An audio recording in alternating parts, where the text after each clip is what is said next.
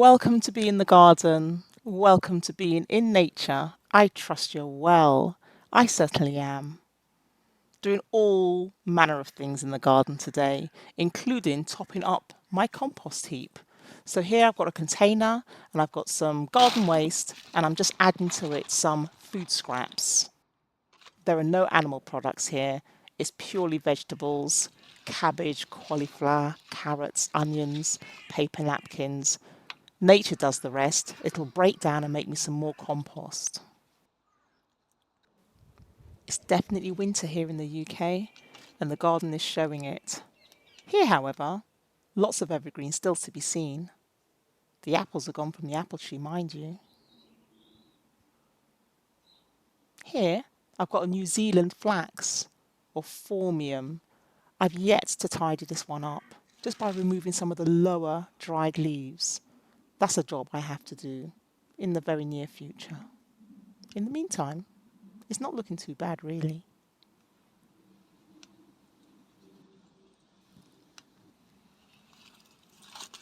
The garden path displays a mixture of green, including comfrey, but also the brown leaves, or the carbon if I add them to the compost, from the oak tree.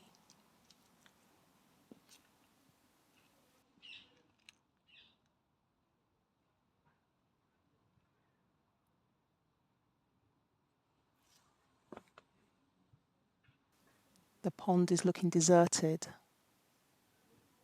but it too will soon bounce back.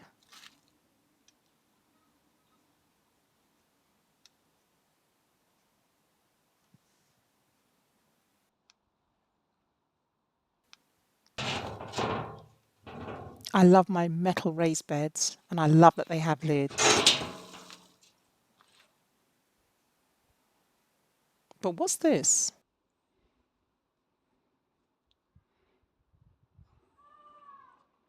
Don't you just love the life that is growing from the wood in my very, very old fork?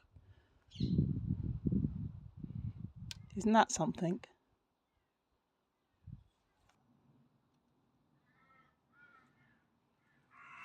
If just by looking at these roots you can tell me what they are, please do let me know by leaving a comment below.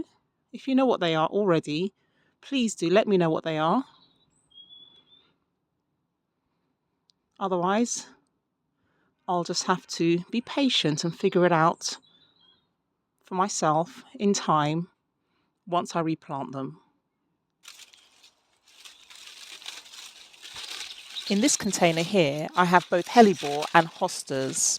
How successful are you at growing hostas? Because I do find them challenging only because the slugs and snails absolutely love their foliage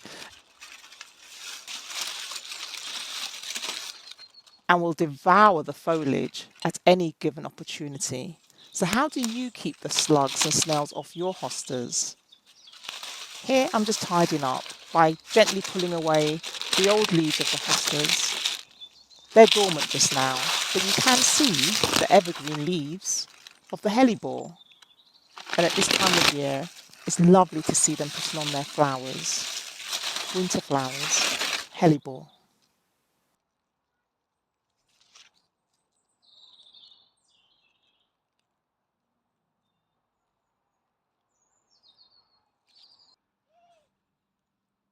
Another winter flower, though it hasn't shown its beautiful flowers just yet, the primrose.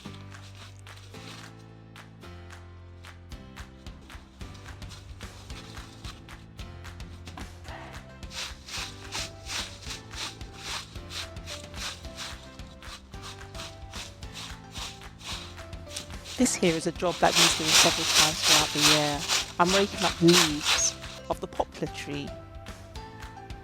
And guess who's come to watch? Hey Robin!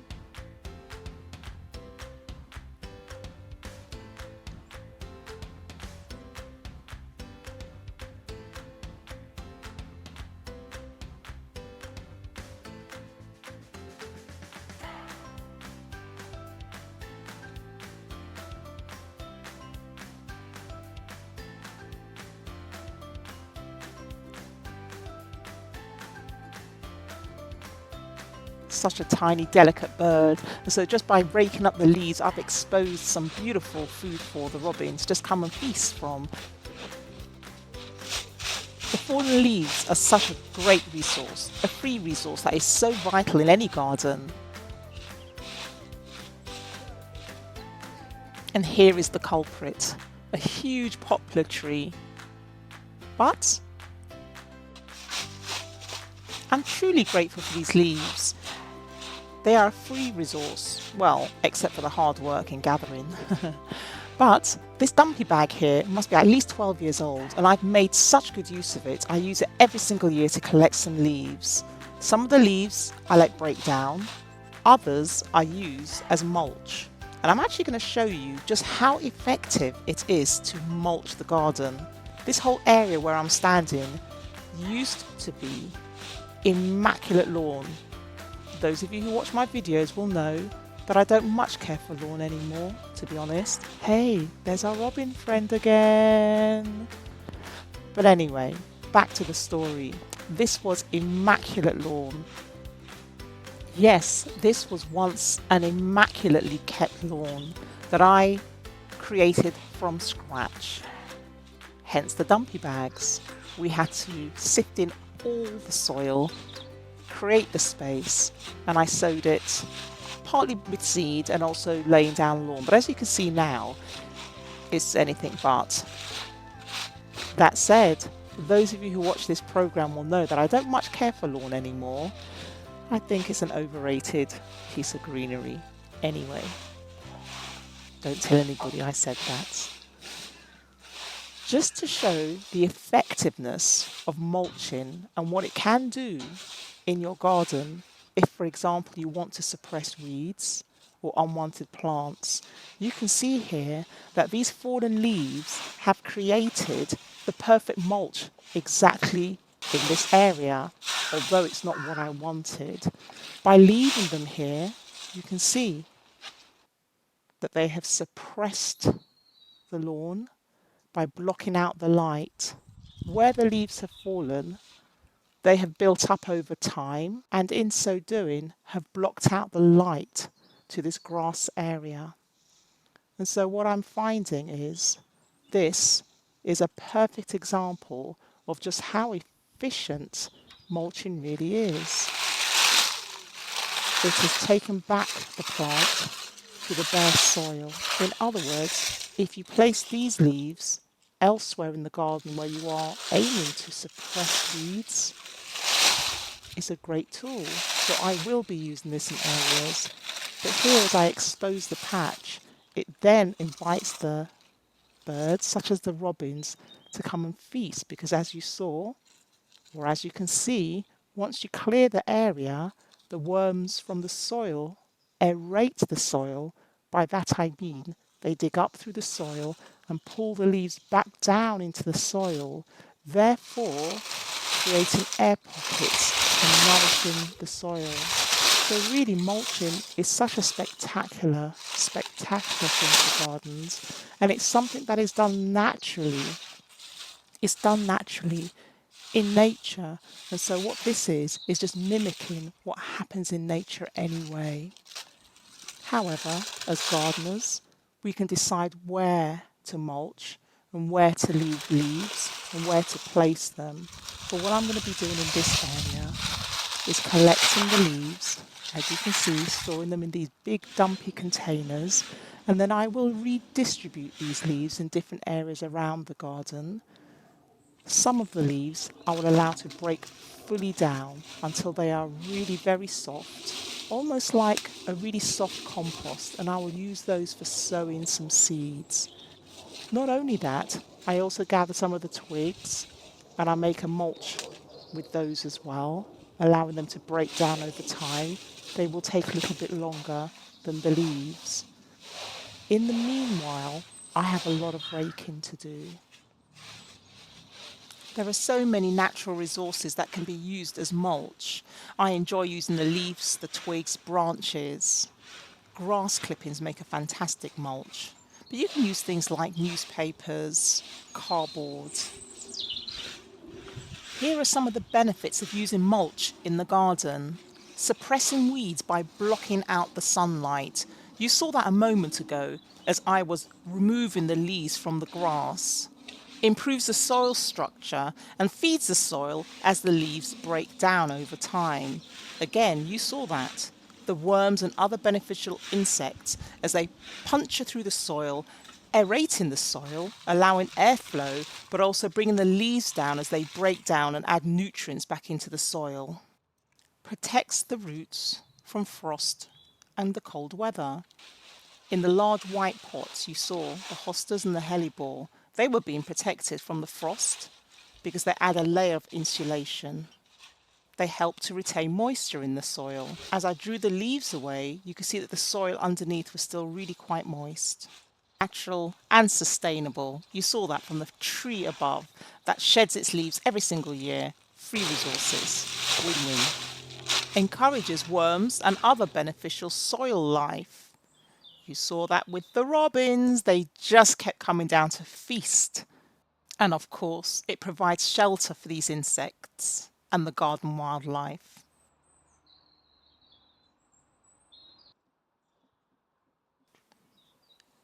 I do keep the banana plant well mulched by using leaves, twigs, but also a lot of grass clippings during the growing seasons.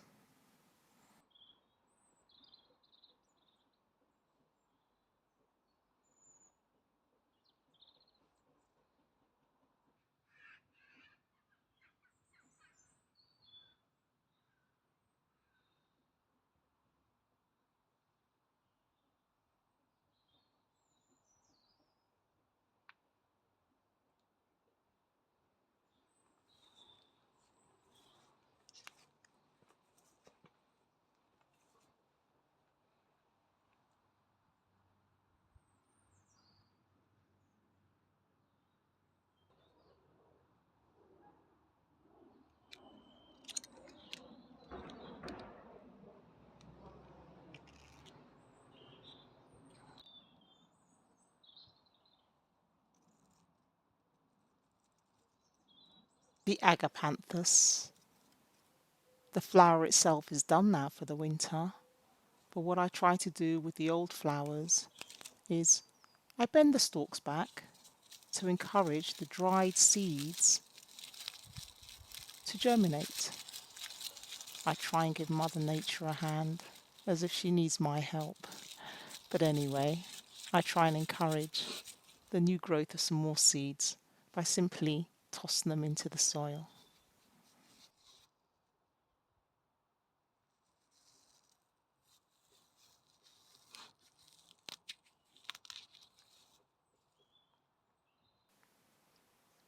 I try to do the same with the sedum.